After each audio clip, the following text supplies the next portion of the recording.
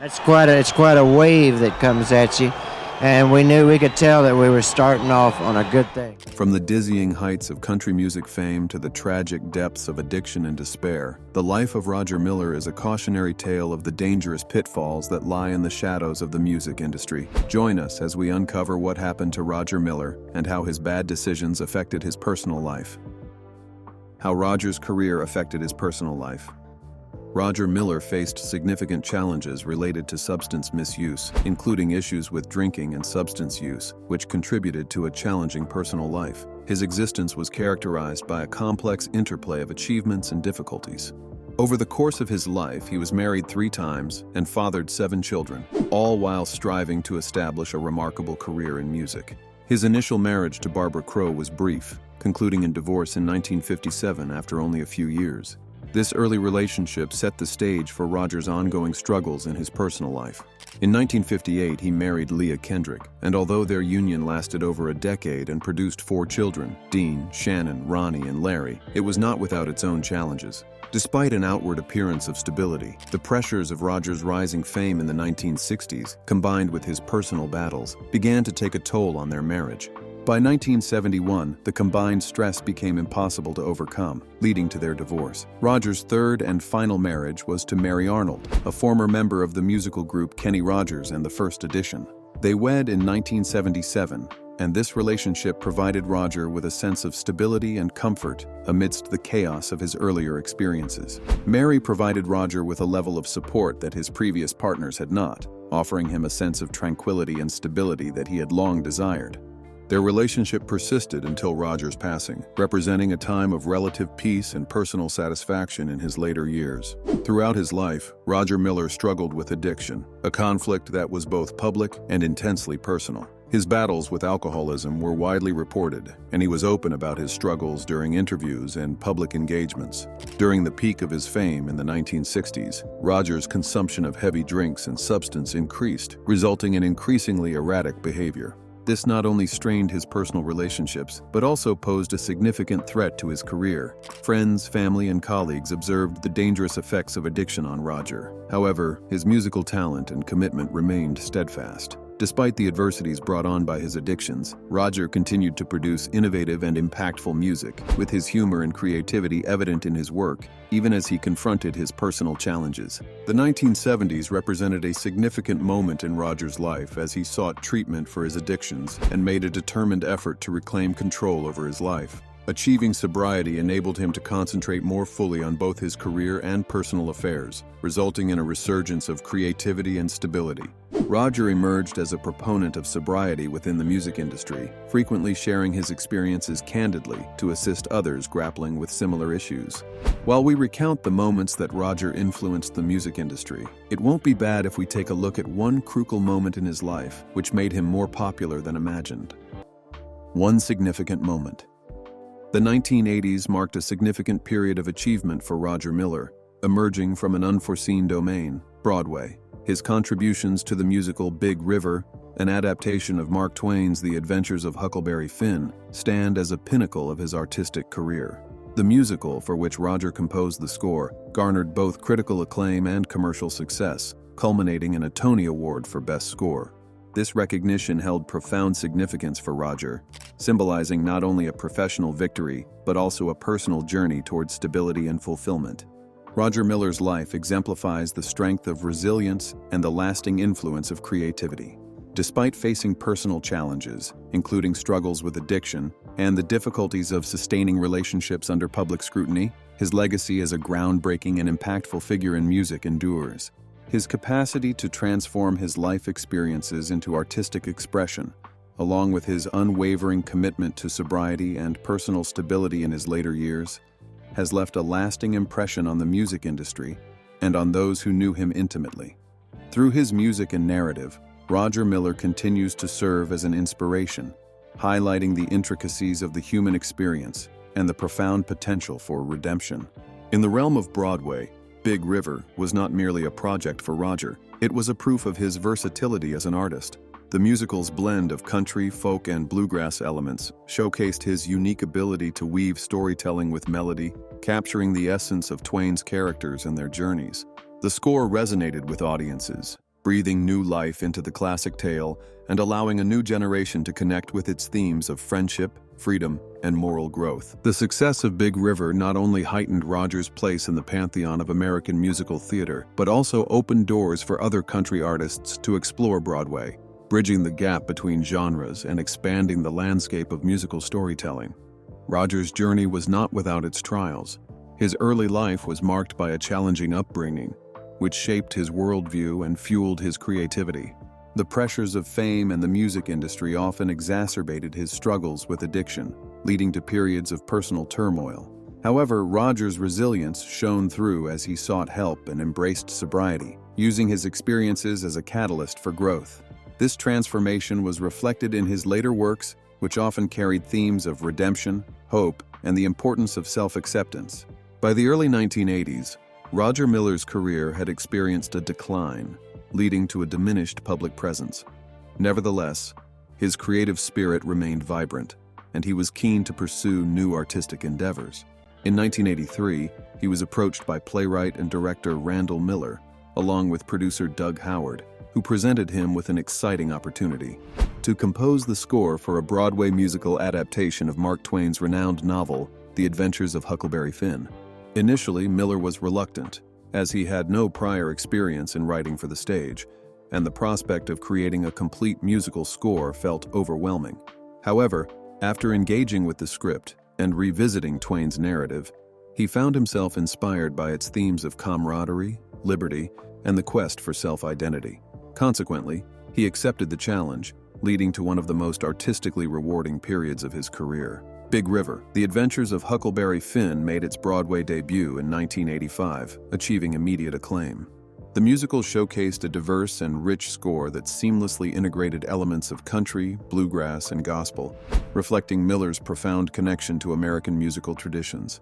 The songs varied from upbeat, toe-tapping tracks such as Muddy Water and Government to moving ballads like River in the Rain and Lend a Helping Hand. Miller's music summarized the essence of Twain's work, while his lyrics expressed the character's emotions with remarkable depth and authenticity. Big River emerged as both a critical and commercial success, garnering 7 Tony Awards, including accolades for Best Musical and Best Original Score, awarded to Roger Miller. This triumph not only introduced Miller to a broader audience, but also established his reputation as a distinguished composer and lyricist. For Miller, Big River represented more than just a professional achievement. It was a significant personal milestone, demonstrating that his artistic capabilities transcended the boundaries of country music.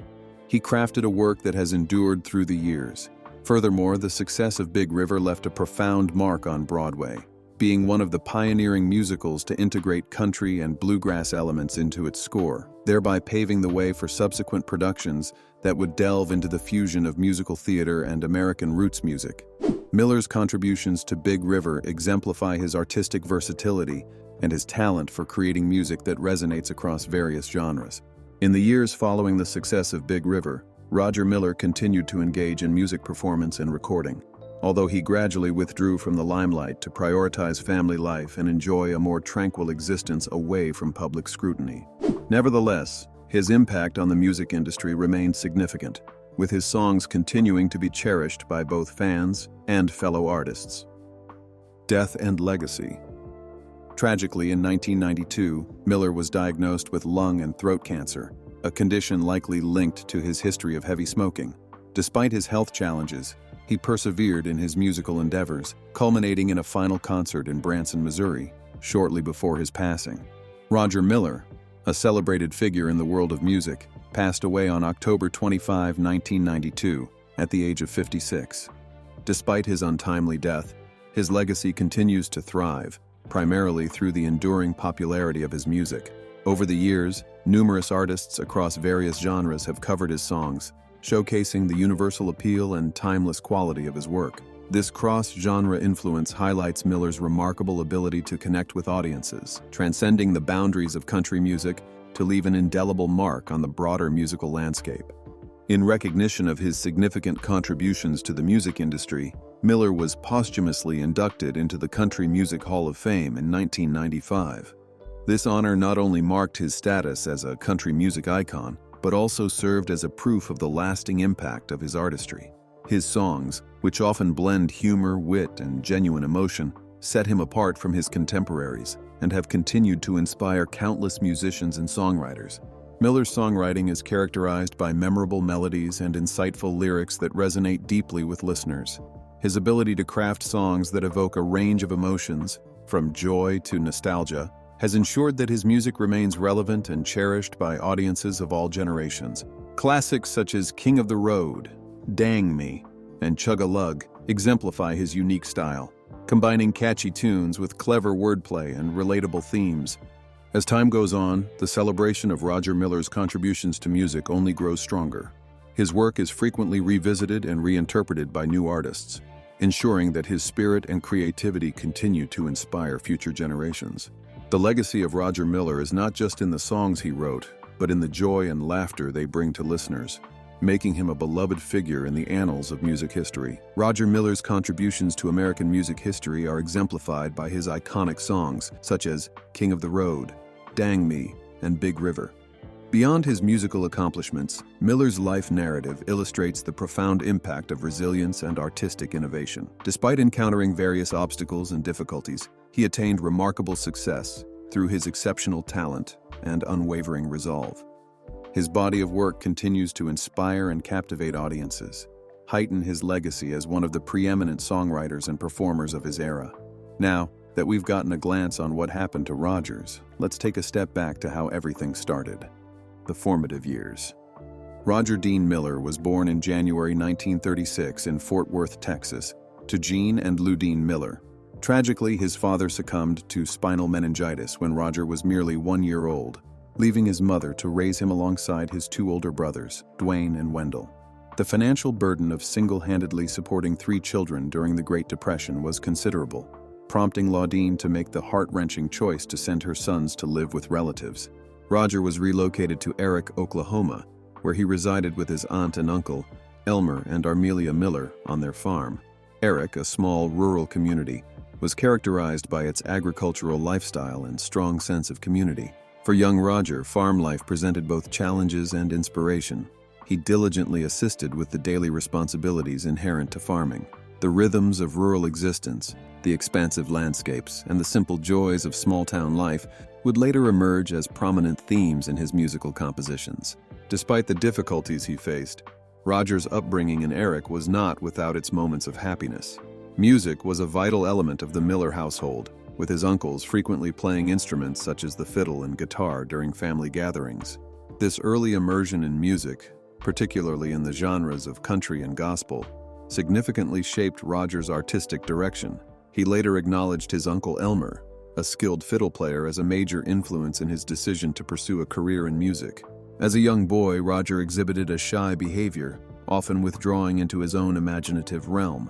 He discovered comfort in music, and by his early teenage years, he had independently learned to play multiple instruments, including the guitar and fiddle. During this period, he also began to explore songwriting, creating simple melodies inspired by his surroundings. His initial compositions were significantly shaped by the country and western swing music that permeated the airwaves, particularly the works of Hank Williams, Bob Wills, and other iconic figures in country music. Academically, however, Roger did not thrive. He frequently felt alienated and faced challenges in his studies, opting instead to indulge in daydreams of a musical career. At the age of 14, he made the daring choice to leave home, hitchhiking to Amarillo, Texas, with aspirations of joining a band.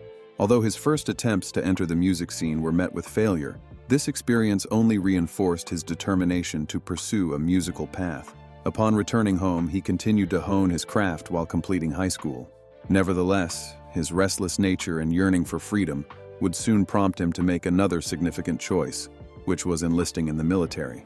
In 1952, at the age of 17, Roger Miller joined the U.S. Army, seeking both adventure and an escape from the limitations of small-town life. The Korean War was in progress when Roger was deployed to South Korea, where he served in the military police. Although his military responsibilities were significantly detached from his musical ambitions, Roger sought ways to integrate his passion for music into his service. He frequently entertained his fellow soldiers with spontaneous performances, playing his guitar and singing original compositions. His time in the military proved to be transformative, exposing him to diverse experiences and expanding his worldview. Nevertheless, it also solidified his aspiration to pursue a music career. Following his discharge in 1954, Roger relocated to Nashville, Tennessee, the heart of country music, with the determination to establish himself in the industry. During the 1950s, Nashville was a vibrant hub of musical talent, with the Grand Ole Opry enjoying peak popularity, attracting numerous aspiring musicians eager to secure record deals or perform on its stage. Roger was among them, arriving in Nashville with little more than his guitar and a suitcase filled with dreams. His initial years in the city were characterized by hardship and resilience, as he took on various jobs, including a position as a bellhop at the Andrew Jackson Hotel, to make ends meet. In his free time, he frequented the honky-tonks and bars that populated Nashville's streets, hoping to attract the attention of a record producer or songwriter. Little did he know that his life was about to take a significant turn. Stay tuned to know what transpired. Roger's breakthrough moment. His breakthrough occurred when he met Hank Cochran, a songwriter and music publisher who recognized Roger's potential and assisted him in entering the songwriting arena. Roger's first significant achievement as a songwriter came in 1957 when Ray Price recorded his composition, Invitation to the Blues. This song became a hit, enhancing Roger's reputation as a skilled songwriter in the years that followed. He composed songs for numerous country music icons, including George Jones, Jim Reeves, and Ernest Tubb. His songwriting was notable for its witty wordplay, humor, and the capacity to convey a captivating narrative within a limited number of verses. Despite achieving success as a songwriter, Roger yearned for recognition as a performer in his own right. He released several singles during the late 1950s and early 1960s. However, none garnered substantial commercial success. Disheartened by his stagnation as a recording artist, Roger temporarily departed from Nashville and relocated to Hollywood, California, in an effort to penetrate the pop music industry. Nevertheless, his stay in Hollywood was brief, and he soon returned to Nashville, reinvigorated in his pursuit of a career in country music. Roger Miller's significant breakthrough occurred in 1964 when he secured a recording contract with Smash Records, a subsidiary of Mercury Records. At that time, the country music landscape was evolving, with artists such as Johnny Cash, Patsy Cline, and Marty Robbins pushing the genre's limits and reaching a wider audience. Roger's distinctive style, which seamlessly integrated elements of country pop and honky-tonk, was ideally suited for the evolving landscape of country music in the 1960s. In 1964, he released Dang Me, a track that would significantly alter the trajectory of his career. This song was unprecedented in its appeal, featuring an infectious, upbeat melody, playful lyrics, and Roger's unique vocal interpretation. It humorously depicted the life of a ne'er-do-well, with memorable lines such as, "They ought to take a rope and hang me high from the highest tree. Woman, would you weep for me?" The song's captivating rhythm and clever lyrics resonated with audiences, propelling it to the top of the country charts and allowing it to cross over into the pop music scene. Dang Me transcended mere commercial success. It became a cultural touchstone, earning Roger his first Grammy Award for Best Country and Western Recording and establishing him as one of the most innovative and original figures in the genre. Following this triumph, he released Chug-a-Lug, which also showcased his signature humor and catchy tunes. This lighthearted tribute to youthful antics and moonshine further established Roger's status as a master of novelty songs. However, it was his 1965 hit King of the Road that would ultimately define his career, becoming one of the most iconic songs in the annals of country music. King of the Road represented a significant shift from the comedic style of Roger Miller's earlier works, offering instead a significant and evocative depiction of a drifter who embraces a life of freedom and simplicity on the open road. The song's memorable opening lines vividly illustrate a lifestyle that exists beyond the constraints of conventional society. The minimalist acoustic arrangement, combined with Miller's understated vocal performance, effectively conveys the emotional depth of the lyrics. King of the Road struck a chord with audiences globally, achieving remarkable success as an international hit. It reached the top of the charts in numerous countries, including the United States and the United Kingdom, and garnered Miller 4 Grammy Awards, including Song of the Year and Best Country and Western Song. This success marked the zenith of Roger Miller's career, establishing him as a household name recognized not only for his musical talent, but also for his engaging and charismatic persona. His songs were distinguished by clever wordplay, humor, and infectious melodies, appealing to a diverse audience across generations. Miller's distinctive style, which blended elements of country, pop, and folk, transcended genre boundaries and contributed to his widespread appeal. Following the triumph of King of the Road, Miller continued to produce a series of hits that would become enduring favorites. In 1965, he released Engine Engine No. 9, a track that once again highlighted his ability to create catchy melodies and memorable lyrics. This song narrates the tale of a man awaiting a train that may or may not reunite him with his beloved, further solidifying Miller's status as a chart-topping artist. Other notable songs from this era include Kansas City Star, a humorous commentary on the life of a local television figure, and England Swings, a light-hearted reflection on the British invasion and the cultural transformations of the 1960s. Collectively, these works, along with Dang Me and King of the Road, helped to establish Roger Miller's legacy as one of the most innovative and influential figures in music history. Roger's music style and achievements. I don't know. What is success? What is it? I guess I've been pretty fortunate. Roger Miller's achievements transcended the confines of the country music charts, as his crossover appeal facilitated notable success within the pop music realm. This distinction positioned him among the select few country artists of his time who managed to engage a wide-ranging and diverse audience. His unique blend of humor, storytelling, and catchy melodies resonated with listeners from various musical backgrounds, allowing him to carve out a niche that was both commercially successful and critically acclaimed. Miller's compositions received airplay on both country and pop radio stations, a proof of his versatility as a songwriter and performer. Hits like King of the Road and Dang Me not only topped country charts but also found their way into the hearts of pop music fans, further blurring the lines between genres. His ability to appeal to such a broad audience was a significant factor in his enduring popularity and influence in the music industry. In addition to his musical accomplishments, Miller frequently appeared as a guest on various television programs, showcasing his charismatic personality and quick wit. His appearances on shows such as The Merv Griffin Show, The Ed Sullivan Show, and The Tonight Show starring Johnny Carson introduced him to millions of viewers, further establishing his status as a household name. These platforms allowed him to connect with fans on a personal level, enhancing his appeal beyond just his music. It is necessary to note that Roger didn't just thrive in the music sector, he also did marvelously as an actor. Let's check out how he was able to do so. Hey, jackass, give me a beer. Bartender, without a word, just poured him another beer.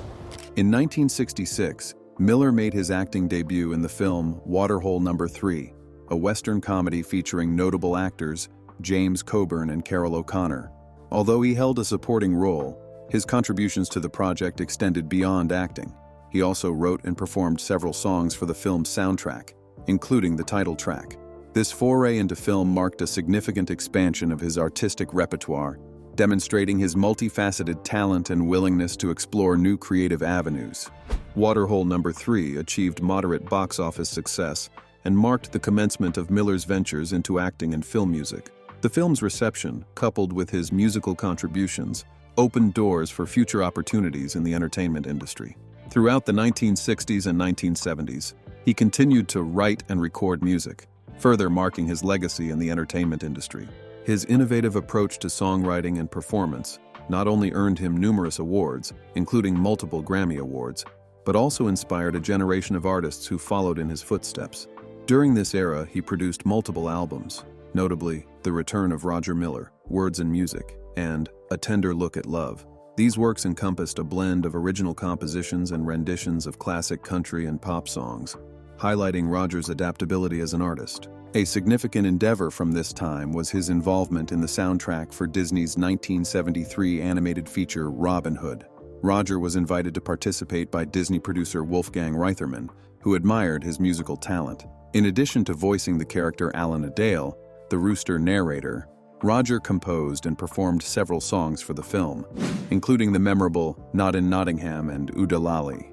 These tracks, characterized by their engaging melodies and folk-inspired appeal, quickly became classics and continue to be cherished by Disney enthusiasts. However, despite his achievements, the late 1960s and early 1970s also presented Roger Miller with various personal and professional difficulties. The pressures associated with fame, coupled with the relentless demands of touring and recording, began to adversely affect his health and overall well-being. Unbelievable truth about Roger Miller. Just after his marriage and the onset of fatherhood, Miller chose to prioritize a career as a fireman in Amarillo, Texas, setting aside his musical ambitions. By day, he served as a fireman, while by night, he engaged in musical performances. Miller recounted that during his tenure as a fireman, he encountered only 2 incidents of fire, one in a chicken coop and another that he slept through, leading the department to recommend that he pursue alternative employment. During this period, he met Ray Price and subsequently joined his band, the Cherokee Cowboys. Miller later returned to Nashville, where he composed "Invitation to the Blues," a song that was initially recorded by Rex Allen and subsequently by Ray Price, whose version achieved a number 3 ranking on the country music charts. Following this success, Miller secured a contract with Tree Publishing, earning a weekly salary of $50. He composed "Half a Mind" for Ernest Tubb and "That's the Way I Feel" for Farron Young. His first chart-topping hit, "Billy Bayou," was recorded by Jim Reeves, alongside another track titled "Home." During the 1950s, Miller emerged as one of the most prominent songwriters in the industry. Bill Anderson later commented that Roger was the most talented yet least disciplined person anyone could ever imagine. If you enjoyed this video, like and subscribe, and also click the next video shown on your screen.